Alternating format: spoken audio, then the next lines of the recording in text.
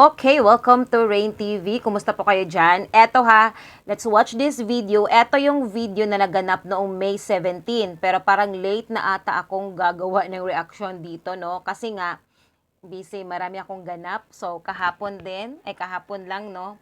Graduation ng anak ko. But anyways, eto. Let's watch this. Kasi nga, eto ha, kung gaano kadami ang bilang na pumunta doon sa rally nila ng panawagan na Vice President Sara Duterte resign or Sara resign. So, panoorin natin kung meron ba silang magaganda din or mga pangit na mga sinasabi against kay Vice President Sara. So, pwede tayong matawa, pwede tayong mainis. So, reaction nyo yan. Okay. Sipain si Sara! Sipain si Sara! Sipain si Sara! Sipain si Sara! Tayo yung mga sumigaw ng Sara nung eleksyon. Pero tayo sumisigaw ngayon. Tingnan nyo nga yung buko nung eleksyon. Bakit ko ginawa yan? Kasi si PBBM hindi ko pinangapan niya. Ba't ko mapangapan lahat ni Marcos?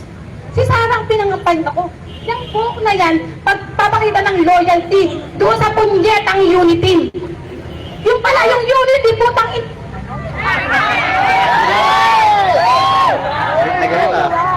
Sorry, kumiyak. Yung pala, yung unity na yan, putol pala yan. Yung mga pinipigilan ha, yung mga maisog peace rally na tinatanggalan nila ng permit yung mga gustong mag-rally dahil ganito yung rason nila, ganito, ganyan. So, ano ang tawag nyo sa mga nagrarally din ngayon? Diba? No? Ginamit lang tayo para sa kapangyarihan. Matatamis din ba mga sinasabi nila? Magaganda din ba? Ganun talaga kadalasan ng mga nagrarally ha. Wala namang nagrarally na puros I love you, diba? Wala. Diba? Ang sabi ni nanay, di ako nagsabi lang siya. Diba? Nung eleksyon, humingi ako ng tawad kay So, nag-text po yung mga pupunta pa dito na traffic po sila, yung iba naman po ay nasa nasa mga probinsya pa.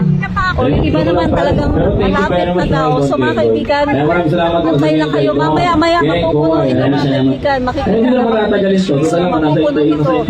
Dahil pag nagkakinan na yung ating mga kasama dito, maraming nga nagsabi, sana daw ginawa ito Saturday kasi nga may mga pasok. No? Yung iba may kita mga kaya hindi nakakapagpunta. Pero hahabol po sila mga kaibigan pagkatapos po nila sa trabaho ay tupunta po sila dito. Okay, I'd like to recognize. Ito, surprise to from US. O, diba? So, karapatan nyo yan. Karapatan yung sabihin yung mga hinaing ninyo, karapatan yung sabihin yung mga pagsisisi ninyo, karapatan yung magalit.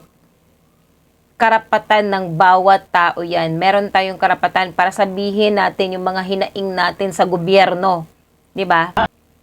At eto lang, yung mga nagsasabi, congrats pala, ang dami nyo. Ang dami-dami nyo, parang ako na nahiya. Ang dami nyo. At eto ha, sa mga nagsasabing na bayaran yung mga nagpi-peace rally sa Maisog Peace Rally, sa mga nagsasabing bayaran ng mga Duterte, paano po naging bayaran ng mga Duterte? Wala naman sila sa posisyon at wala silang pera para ilabas dyan, magbayad sa mga nagrarally. Ang dami, no? Ang daming pumunta sa peace rally na yan. Tapos babayaran lang ng mga Duterte. Sabihin natin meron silang pera. Pero, sinong mas maraming pera, di ba? So, at isa din yun, isa sa pinaka-advantage, no, na nagbibigay yung mga politiko kasi nasa posisyon sila. May mga budget yan, di ba? Lahat ng mga politiko, isa-isa sa kanila, may mga budget yan ng ilang milyon. So, kaya nilang magbayad ng mga tao para siraan yung kapwa nila, kasamahan nila sa gobyerno. Papaligin na natin dito yan.